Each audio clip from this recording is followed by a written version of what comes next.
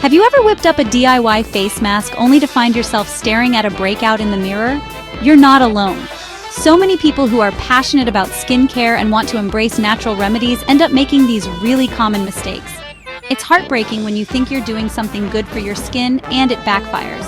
But don't worry, I'm here to help. Hi everyone, I'm your go-to DIY enthusiast, and today we're diving deep into the world of DIY skincare. We're going to uncover the top mistakes people make and how you can avoid them to achieve that healthy, glowing complexion you've always wanted. So, grab your favorite drink, sit back, relax, and let's get started. Okay, let's talk exfoliation. We all love that fresh-faced feeling after a good scrub, right? Exfoliation is fantastic for revealing fresh skin by removing those dead skin cells. It helps to unclog pores and promote cell turnover, which basically means it helps your skin to renew itself. It's like hitting the refresh button on your skin. But, and this is a big but, here's the kicker. Too much of a good thing can be really bad. Over-exfoliating can wreak havoc on your skin barrier. We're talking irritation, redness, dryness, you name it. Your skin needs its natural oils to stay balanced and healthy. Stripping those away is a recipe for disaster. How do you know if you're overdoing it? Well, if you're experiencing persistent redness, dry patches that just won't quit, or your skin feels tight and sensitive all the time, those are major red flags. It's your skin screaming at you, "Help me!" So how can you avoid this skincare sin? It's all about balance, my friends. Limit exfoliation to 2 to 3 times a week max. And listen, even if you're using the gentlest exfoliant on the planet, if your skin is feeling irritated, ease up. And please choose gentle products that are specifically formulated for your skin type. Don't just grab the first scrub you see on the shelf. Do your research. Read the labels. Your skin will thank you for it. Let's talk about skin types, because listen, not all skin is created equal. Every single person's skin is unique and has its own individual needs. Whether you're oily, dry, combination, or somewhere in between, knowing your skin type is absolutely crucial for selecting the right ingredients for your DIY skincare. It's like choosing the right key for a lock.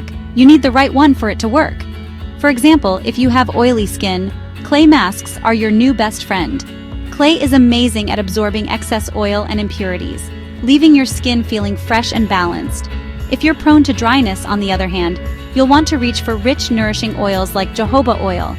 Jojoba oil is actually a liquid wax that mimics your skin's natural sebum, so it hydrates without clogging pores. It's like magic in a bottle. Combination skin can be a little trickier, but balance is key here. You might find that lighter gels work best on your T-zone, that's your forehead, nose, and chin, while your cheeks need a bit more hydration. And of course, if you have sensitive skin, soothing ingredients like aloe vera are your absolute best friends. Aloe vera is incredibly calming and anti-inflammatory, making it perfect for reducing redness and irritation. Pro tip: take some time to really get to know your skin type. This is the foundation of effective DIY skincare. Now, let's get down to the nitty-gritty of ingredients. Not all ingredients are meant to be together. It's like mixing oil and water, they just don't mix.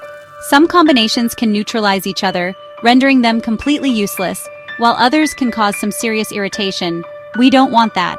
For instance, did you know that citrus fruits, while amazing for brightening the skin, can actually increase your skin's sensitivity to the sun when combined with certain essential oils? That's why it's so important to do your research before you start mixing and matching. Another example is mixing strong actives like retinoids with acids. Both of these ingredients are fantastic for exfoliating and renewing the skin, but combining them can be way too harsh, even for the most resilient skin types. It's like throwing gasoline on a fire. The takeaway here is simple. Always research ingredient interactions before you even think about diving into your DIY concoctions. Your skin will thank you for it. Trust me on this one. Chapter 4. DIY skincare isn't just about throwing ingredients together. It's about creating a safe and effective product for your skin. And that means hygiene is absolutely non-negotiable. Think of it like cooking. You wouldn't want to eat food prepared in a dirty kitchen, right? The same goes for your skincare. Poor hygiene can introduce bacteria and other nasty stuff into your products, which can lead to breakouts, infections, and a whole host of other skin issues. And that completely defeats the purpose of using natural remedies, doesn't it? So let's talk practical hygiene tips. First and foremost, wash your hands. And I mean really wash them, with soap and water for a full 20 seconds. Make it a ritual before you even think about touching your ingredients. Next, sterilize your tools. This means everything that comes into contact with your products. Bowls, spoons, measuring cups, you name it. Boiling water is your best friend here. Just give everything a good soak in boiling water for a few minutes to kill any lingering bacteria. And finally, store your products in clean, airtight containers. This will help to prevent contamination and keep your products fresh for longer. Oh, and speaking of fresh, always check the expiration dates on your ingredients. Fresh ingredients are key for effective DIY skincare. Chapter 5. Patch Test 101. Your Skin's Safety Net. Alright, let's talk about patch testing. This is probably the most important step in the entire DIY skincare process, yet it's the one that most people skip. Don't be that person. Skipping patch tests is a major no-no. Think of a patch test like a sneak peek for your skin. It's a way to introduce a new product or ingredient to a small area of your skin before you slather it all over your face. This gives your skin a chance to react or not react in a controlled environment. Here's how to do it. Apply a small amount of the product to an inconspicuous area of your skin, like the inside of your wrist or behind your ear. Then, wait at least 24 hours and keep a close eye on the area for any signs of irritation, redness, itching, or breakouts. If you experience any adverse reactions, even if they seem minor, do not use the product. Your skin is trying to tell you something. Patch testing might seem like an unnecessary extra step, but trust me, it's better to be safe than sorry. It's much easier to deal with a small reaction on your wrist than a full-blown breakout on your face. Chapter 6. Less is more. Keeping it simple in the DIY world. When it comes to DIY skincare, less is definitely more. It's easy to get caught up in the excitement of creating your own products and want to throw in every single ingredient under the sun. But trust me, your skin doesn't need a 10-step routine, and it certainly doesn't need a product with 20 different ingredients. Trying to create these super complex formulations can actually overwhelm your skin. Remember, your skin is an organ, and just like any other organ in your body, it can only handle so much at once. Overloading it with too many ingredients can disrupt its natural balance, leading to irritation, breakouts, and other skin issues. Instead of trying to create the most complicated recipe known to man, start simple. Focus on 1 or 2 key ingredients that target your specific skin concerns. For example, if you're dealing with acne, you might start with a simple clay mask using bentonite clay and water. Bentonite clay is a powerhouse ingredient for absorbing excess oil and impurities, making it a great choice for acne-prone skin. Once you've mastered the basics, you can gradually start introducing new ingredients, one at a time. This will give your skin a chance to adjust and will also help you to identify any potential triggers.